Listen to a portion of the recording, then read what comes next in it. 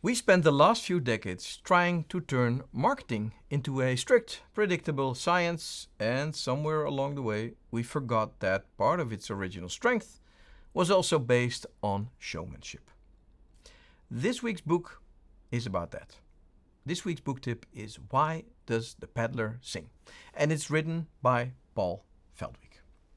Now, I must admit, I came to it quite late, and only after Lesbian pointed me to it. But I'm glad I found it. The title comes from an old observation. A traveling peddler, which is basically a traveling salesperson, doesn't sing to explain the fabric density or the stitching of the coats he's selling.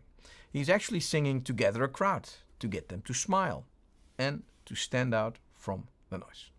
And the idea that Feldwick keeps circling back to is something I think of as a rationality trap.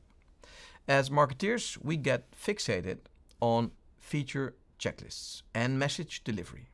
Well, partly because it's what we can justify to the people who give us the assignment. But I think we all know people don't fall in love with a spreadsheet. Feldwick's argument is that a good ad isn't there to hand over a dry piece of information. It's there to build presence, scale, and a bit of emotional warmth, to create a bit of fame. Now, when an ad acts like an entertainer instead of a lecturer, it builds mental availability that data alone cannot buy. And there are plenty of examples throughout this book. The part that I like is the framing of creativity as an economic multiplier, rather than a luxury or a side project for the creative/the design team.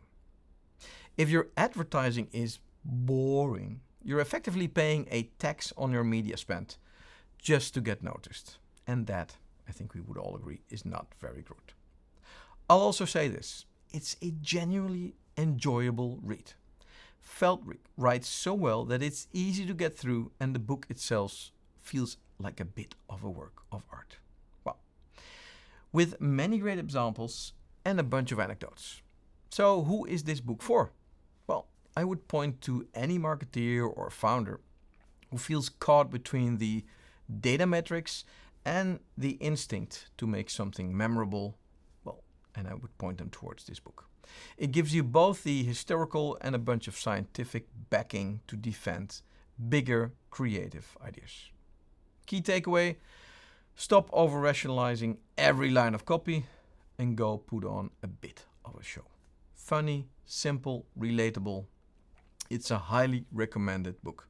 And happy reading, or maybe I should say happy singing.